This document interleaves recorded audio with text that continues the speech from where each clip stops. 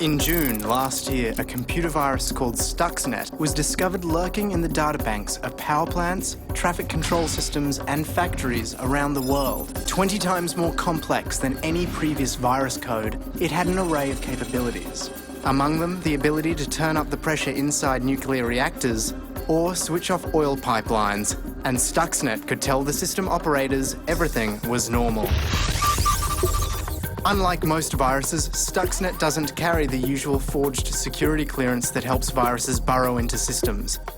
It actually had a real clearance, stolen from one of the most reputable computer technology companies in the world. It exploited security gaps that system creators are unaware of. These holes are known as 0 days, and the most successful viruses exploit them. The details of a 0 day can be sold on the black market for $100,000. Stuxnet took advantage of 20 0 days.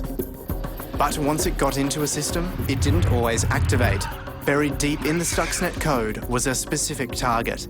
Without that target, the virus remained dormant. What was it looking to shut down?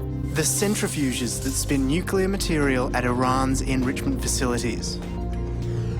Stuxnet was a weapon, the first to be made entirely out of code.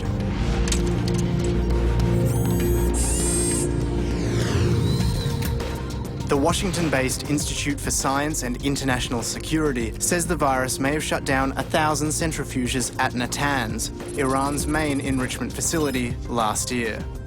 In November, the International Atomic Energy Agency, the UN's nuclear watchdog, said Iran had suspended work at its nuclear facilities without explaining why.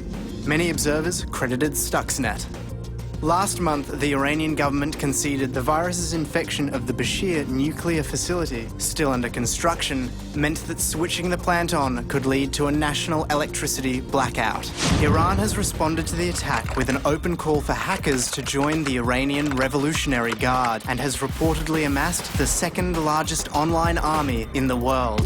So who was behind Stuxnet? There's no evidence beyond rumour. Some have it that Israel is responsible because the virus code apparently contains references to the Hebrew Bible. Others believe the US was involved in the testing and development. The finger has even been pointed at Siemens mobile phone company, whose software is used by the Iranian regime. The most important question may not be who designed it, but who will redesign it.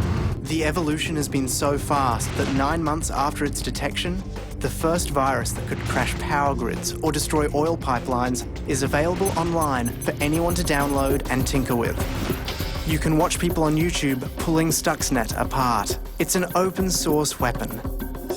And there's no way of knowing who will use it or what they will use it for.